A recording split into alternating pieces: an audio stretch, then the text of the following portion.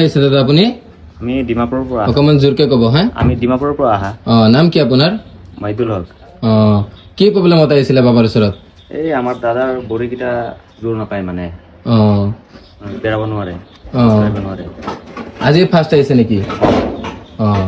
আমি চাইছো যেতিয়া আপোনালোকে আহিছে তেতিয়া লাঠি লৈ খোজকাঢ়ি আহিছে। এতিয়া যে বাবাই ট্ৰিটমেণ্ট কৰিছে, ট্ৰিটমেণ্ট কৰাৰ পিছত আৰাম পাইছে কি পোৱা নাই?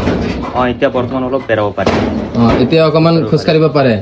খোজকাঢ়িব যে পাৰে, লাঠি লাগে নেকি? নাই, বিনা লাঠিতে খোজকাঢ়িলে। আৰু যেতিয়া আহিছিলে লাঠিৰ লগত? লাঠিৰ লগত আহিছিলে ন? আগত কৰবাত চিকিৎসা কৰিছিলে নেকি? আগত ক'ৰবাত কৰিছো, তাতে লোকেল জাগাত কৰিছো, কাম দিয়া নাই।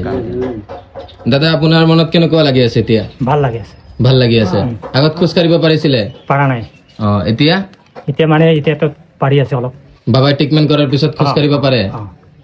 আগত কৰবাত চিকিৎসা কৰিছিলে নে আপুনি?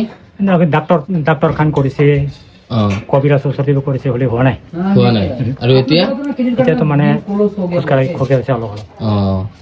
গাইজ, আমাৰ এই দাদাজন ডিমাপুৰৰ পৰা আহিছে। এই দাদাজনৰ বেমাৰ আছিলে আৰু আজি ফাৰ্ষ্ট আহিছে পাগলা কবিৰাজৰ ওচৰত। যেতিয়া সোমাইছিলে আমি চাইছো লাঠি লৈ খোজকাঢ়ি সোমাইছিলে আৰু এতিয়া পাগলা কবিৰাজে ট্ৰিটমেণ্ট কৰাৰ পিছত ডাইৰেক্ট অকলে খোজকাঢ়িব পাৰিছে। আপোনালোকে চাই আছে ভিডিঅ'ত, ডাইৰেক্টলি লাঠি এৰাকৈ খোজকাঢ়িছে। গতিকে আপোনাৰ ঘৰতো যদি তেনেকুৱা কিবা ৰোগী থাকে তেনেহলে লৈ আহক হোজাই ডিষ্ট্ৰিক্ট কাকিটঙ্গিয়া বজাৰৰ ওচৰতে পাগলা কবিৰাজৰ আস্থানা।